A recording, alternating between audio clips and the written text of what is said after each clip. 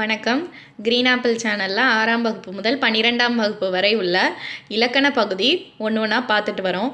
அப்படி இன்றைக்கி நாம் பார்க்க போகிற தலைப்பு வழக்கு. வழக்கு அப்படின்னா மரபுங்கிறது தான் வழக்கு அப்படின்னு சொல்லுவோம். இந்த வழக்கு 2 வகைப்படும். ஒன்று இயல்பு வழக்கு, இன்னொன்று தகுதி வழக்கு. இயல்பு வழக்குனா என்னென்னா நேரடியாக பொருள் தருவது, அதில் எந்தவித குறிப்பும் இருக்காது. நேரடியாக பொருள் தந்தால் அது இயல்பு வழக்கு. அதுவே குறிப்பால் பொருள் உணர்த்தினால் அது தகுதி வழக்கு. இன்றைக்கி நாம் இயல்பு வழக்கு பார்க்க போகிறோம். அடுத்த வீடியோவில் தகுதி வழக்கு பற்றி பார்ப்போம். இந்த இயல்பு வழக்கு பார்த்திங்கன்னா 3 வகைப்படும். இலக்கணமுடையது, இலக்கண போலி, மறு. இந்த இலக்கணமுடையதையும் இலக்கண போலியையும் கம்பேர் பண்ணி படித்தா தான் புரியும். இப்போ அதுக்கான எடுத்துக்காட்டுகள் பார்ப்போம். இந்த சொற்களை பாருங்கள். இந்த சைடு உள்ளதெல்லாம் இலக்கணமுடையது, இந்த சைடு உள்ளதெல்லாம் இலக்கண போலி. நம்ம பெரும்பாலும் பார்த்திங்கன்னா இலக்கண போலி தான் பயன்படுத்திகிட்டு இருக்கோம். நம்ம பேச்சு வழக்கில் பயன்படுத்துகிறதெல்லாம் நிறையா இலக்கண போலி தான் பயன்படுத்திகிட்டு இருக்கோம். இப்போ பார்த்திங்கன்னா கோவில் அப்படிங்கிறது தான் இலக்கணமுடைய சொல். ஆனால் நம்ம பெரும்பாலும் கோயில் அப்படின்னு தான் சொல்லுவோம்.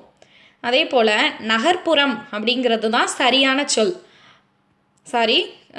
ஆமாம், நகர்ப்புறம் அப்படிங்கிறது தான் சரியான சொல். ஆனால் நம்ம புறநகர் அப்படிங்கிறது தான் பெரும்பாலும் பயன்படுத்துவோம். சென்னை புறநகர் பேருந்து நிலையம் இந்த மாதிரியெல்லாம் நீங்கள் பார்த்துருப்பீங்க. பெரும்பாலும் புறநகர் அப்படிங்கிற சொல்லையே பயன்படுத்துகிறாங்க. அதே போல் கால்வாய் அப்படிங்கிறது தான் சரியான சொல். ஆனால் வாய்க்கால் அப்படிங்கிற சொல்லு தான் அடிக்கடி நம்ம பயன்படுத்துவோம். அதே போல் தசை அப்படிங்கிறது தான் சரியான சொல். நாம் பெரும்பாலும் சதைன்னு பயன்படுத்துவோம். இல்வாய் அப்படிங்கிறது தான் சரியான சொல். ஆனால் நம்ம வாயில்ங்கிறது தான் கேள்விப்பட்டிருப்போம். வாயிலோட சரியான இலக்கணமுடைய சொல் இல்வாய். புல் நுனி அப்படின்னு தான் சொல்லணும்.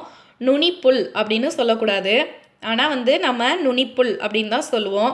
ஏன்னா புல்லினது நுனி, அதாவது புல்லோட நுனி அப்படின்னு தான் சொல்லணுமே தவிர நுனியோட புல் அப்படின்னு சொல்லக்கூடாது. அப்போ சரியான சொல் பார்த்திங்கன்னா புல் நுனி. நம்ம பெரும்பாலான சொற்கள் இலக்கண போலி சொற்கள் தான் பயன்படுத்துகிறோம். இப்போ இலக்கணமுடையதுக்கும் இலக்கண போலிக்கும் உங்களுக்கே வித்தியாசம் தெரிஞ்சிருக்கும். இதன் மூலமாக இலக்கணமுடையதுனா என்ன, இலக்கண போலினா என்ன அப்படிங்கிறது தெரிஞ்சிருக்கும்.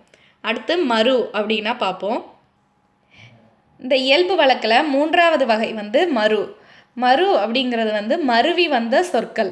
அதாவது தஞ்சாவூர் அப்படிங்கிறது தான் சொல், ஊரினது பெயர். ஆனால் அதை நம்ம இப்போ என்ன சொல்கிறோம்னா தஞ்சை அப்படின்னு சொல்கிறோம். அதுவே கோயம்புத்தூர் அப்படிங்கிறத கோவை அப்படின்னு சொல்கிறோம். அதே போல் புதுவை அப்படிங்கிற சொல்லும் பயன்படுத்துகிறோம். இதெல்லாம் பார்த்திங்கன்னா மருவி வந்த சொற்கள். அதனால் இதை மருவு அப்படின்னு சொல்கிறோம். இதுதாங்க அந்த இயல்பு வழக்கோட 3 வகை. வழக்கு அப்படின்னா மரபு. அதில் 2 வகை. ஒன்று இயல்பு வழக்கு, இன்னொன்று தகுதி வழக்கு. அதில் இயல்பு வழக்கு தான் இன்றைக்கி பார்த்தோம். அடுத்த வீடியோவில் தகுதி வழக்கு பார்ப்போம். இயல்பு வழக்கு அப்படிங்கிறது நேரடியாக பொருள் தருவது. இப்போ பார்த்த சொற்கள் எல்லாமே நேரடியாக தான் பொருள் தந்துச்சு. ஈஸியாகவே புரிஞ்சுக்கலாம்.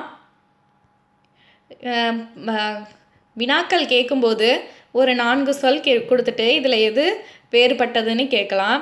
இப்போ உதாரணத்துக்கு வாயில், நுனிப்புல், சதை, கால்வாய் அப்படின்னு கொடுக்கலாம். இதில் வாயில், நுனிப்புல், சதை அப்படிங்கிற 3 சொல்லும் இலக்கண போலி. கால்வாய்ங்கிறது மட்டும் இலக்கணமுடையது. இந்த மாதிரி கூட கேள்வி கேட்கலாம் எக்ஸாமில். அதனால் சிம்பிளான டாப்பிக்கையும் நல்லா பார்த்துக்கோங்க. இதே போல் தமிழ் இலக்கண பகுதிகளை தெரிஞ்சுக்கணுன்னா கிரீன் ஆப்பிள் சேனலை சப்ஸ்கிரைப் பண்ணுங்கள். மேலும் maths tricks, shortcuts, GK shortcuts இதெல்லாம் தெரிஞ்சுக்கணும்னா கீழே உள்ள ரெட் கலர் சப்ஸ்கிரைப் பட்டனை கிளிக் பண்ணுங்கள். உங்களுக்கு இந்த வீடியோ பிடிச்சிருந்தால் லைக் பண்ணுங்கள், கமெண்ட் பண்ணுங்கள், ஷேர் பண்ணுங்கள். தேங்க்ஸ் ஃபார் வாட்சிங்.